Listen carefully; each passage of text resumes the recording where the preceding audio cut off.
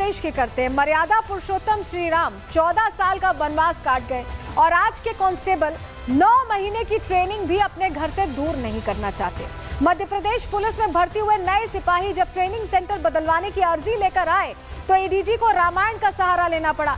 कैसे भगवान राम का उदाहरण देकर उन्हें जीवन भर के लिए सीख दी है, अब आपको बताने जा रहे हैं। सबसे पहले जो ट्रेनिंग है उसकी तस्वीर आपको दिखाते। देखिए, अमूमन जो ट्रेनिंग होती है वहां पर लोगों को घरों से दूर रहना होता है और बाकायदा उन्हें हर वो दांवपेच सिखाया जाता है जो शायद पुलिसिंग के लिए जरूरी है। जरा आपको तस्वीर दिखाते हैं। देखिए, ये एमपी पुलिस की ट्रेनिंग सिपाहियों की आप तस्वीर देख रहे हैं। ये तस्वीर शायद आपको उतनी खास ना लगे कि ऐसे ही ट्रेनिंग तो हर किसी की ऐसे ही होती है। जरा दूसरी तस्वीर अब आपको दिखाते हैं। ये तस्वीर देखिए, ट्रेनिंग में रामायण का पार्ट इंक्लूड कर लिया गया। ये देखिए, रामायण रखी हुई है ट्रेनिंग में और पार्ट इंक्लूड कर लिया गया है।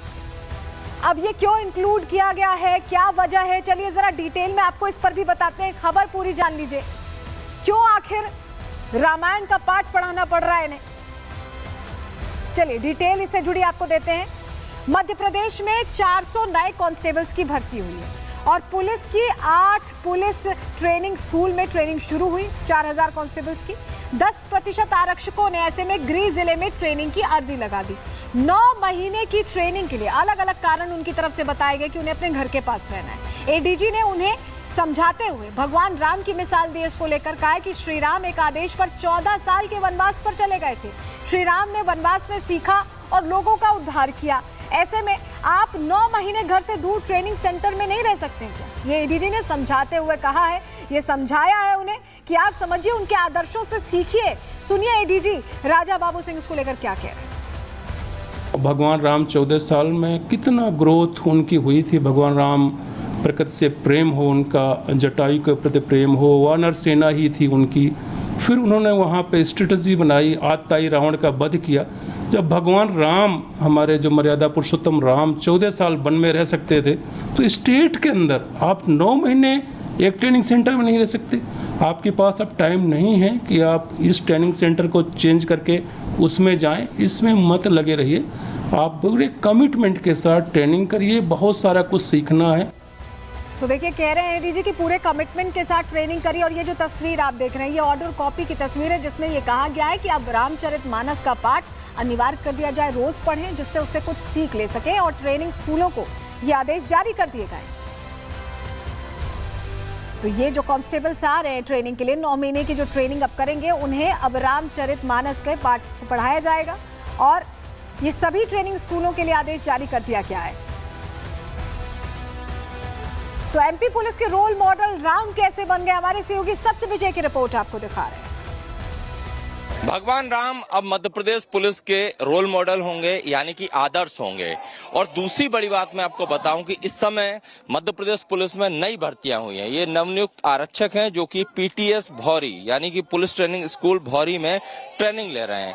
और इस बीच जो पीएचक्यू को कई तरह की सिफारिशें आई, जिसमें कि ट्रेनिंग लेने वाले जो नव आरक्षक हैं उन्होंने अपने घर के पास वाले ट्रेनिंग इंस्टीट्यूट में या कि ट्रेनिंग स्कूल में शिफ्ट करने की या ट्रांसफर करने की मांग की।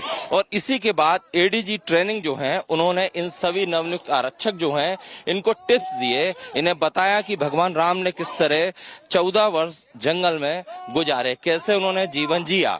और इसी ट्रेनिंग का हिस्सा भगवान राम की उन चौपाइयों को बनाया जाएगा। सबका यही कहना है कि भगवान राम से उनके जीवन में एक नई ऊर्जा आएगी और सामूहिक रामायण से उन्हें कोई दिक्कत नहीं है। रामचरितमानस की चौपाइयों से उन्हें भगवान राम के जीवन का जो संघर्ष है उसकी जानकारी मिलेगी। इसके साथ साथ उनकी पुलिसिंग में किस तरह से सुधार हो, इसी के चलते इन सभी जो जवान हैं इनके आदर्श भगवान राम होंगे। और ट्रेनिंग के साथ साथ ये भगवान राम को भी जानेंगे, रामायण भी पढ़ेंगे, चौपाई भी गाएंगे और इससे इनका बौद्धिक और बाकी जो विकास है वो भी होगा। तो ये तस्वीरें हम आपको दिखा रहे हैं कि किस तरह से यहाँ पर जो ट्रेनिंग है, ये तो फिजिकल ट्रेनिंग है, लेकिन इनका बौद्धिक विकास हो, इनमें भगवान राम के चरित्र को जानने की लालसा जो है वो जगह।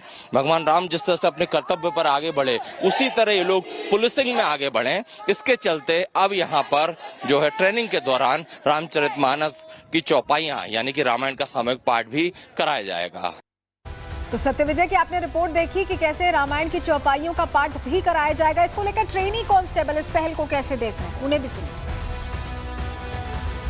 सर, जिस तरह भगवान राम ने 14 वर्ष का वनवास काटा था, उसी तरह हमारी ट्रेनिंग भी सिर्फ 9 मंथ की है। उसमें हमें पूर्णतः अनुशासन सिखाया जाएगा, पूर्ण परिपक्व करके छोड़ा जाएगा हमें यहाँ से, जो हमारे जीवन में बहुत लाभदायक होगा। वो बहुत ही हमारे लिए क्या सभी के लिए वैसे अच्छा है, और पुलिस के लिए तो वैसे भी बहुत अच्छा है, क्योंकि जैसे राम भगवान ने 14 साल का वनवास किया था, तो हमारे लिए तो बस मात्र 9 महीने के लिए है, और इससे हम एक अच्छे योद्धा बन के निकलेंगे और मध्य प्रदेश का नाम रोशन करेंगे।